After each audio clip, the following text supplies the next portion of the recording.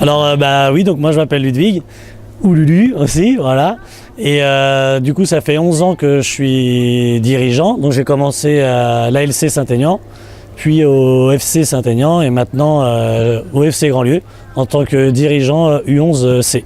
Alors j'ai un peu été un peu partout on va dire. J'ai fait un peu les U6, U7, U8, U9, j'ai accompagné brièvement les U12. Là je suis en U11 depuis 3 ans. J'ai aussi fait les U17, les seniors C, seniors D et je donne toujours un petit coup de main aux vétérans du dimanche matin à faire la touche sur les matchs à domicile. Parce que c'est vrai que j'avais aussi envie de voir les à côté du foot. Donc tout ce qui est par rapport au bureau, la gestion un peu du club, tout ça. C'est aussi très intéressant de voir que le foot, c'est pas que le terrain aussi.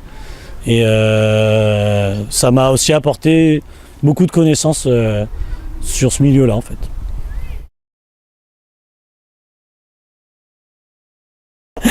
Alors oui, c'est vrai que voilà, c'est un petit surnom qu'on me donne avec des collègues dirigeants. Parce que voilà, c'est vrai que je suis attitré un peu, on va dire, aux équipes C et D.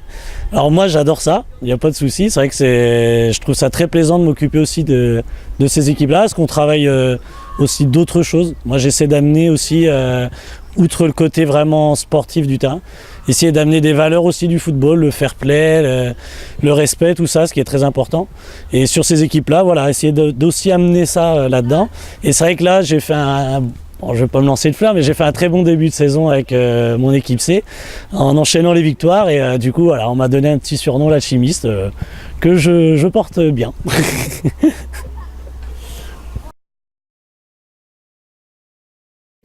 Alors voilà, c'est vrai qu'il y a des personnes qui ont été très importantes pour moi au sein de mon parcours au niveau du club.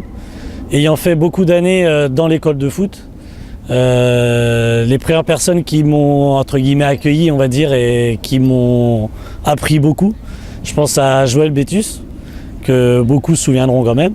Très très bonne personne qui m'a vraiment enseigné beaucoup de choses au niveau du football et à qui je dirais encore un grand merci si jamais il voit la vidéo, parce que c'est vraiment une très bonne personne et il m'a appris beaucoup. Ensuite, on a enchaîné. J'ai aussi appris à connaître Yves Devedec. Et pareil, il est toujours là, hein, mais quelqu'un de pareil, avec un grand cœur. Il peut faire un peu dur comme ça, mais c'est une très très bonne personne et c'est quelqu'un que je respecte énormément pour tout ce qu'il a fait et tout ce qu'il fait toujours d'ailleurs. Avec Serge Riant aussi. Alors, je parle beaucoup des responsables d'école de foot, mais c'est vrai que c'est avec eux que j'ai travaillé le plus et c'est vraiment des personnes qui m'ont appris beaucoup et qui m'apprennent encore beaucoup d'ailleurs.